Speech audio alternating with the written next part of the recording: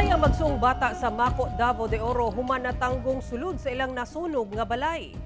Sunog na ang lawas sa magsuong usa ka tuig ug 3 anyos ang pangidaron dihang na-recover sa mga otoridad sulod sa ilang nasunog nga balay sa Barangay Elizalde, Mako sa Davao de Oro Biyernes sa buntag.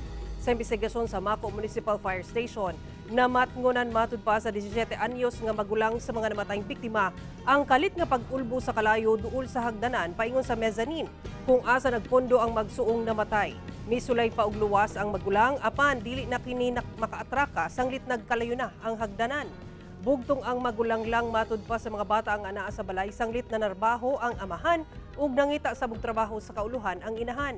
Sumala ni Senior Fire Officer 2 Earl Angelo Namuag, ang Chief sa Investigation and Intelligence Office, nabi ang gidagkutang kandila ang gitudlong hinungdan sa pag-ulbo sa kalayo. Nasayran nga sobra tuig na matud pa naputlan og supply sa kuryente ang balay sa mga biktima. Kasamtangang gipahilo na ang patayng lawas sa mga biktima sa gawas lang sab sa ilang nasunog nga balay.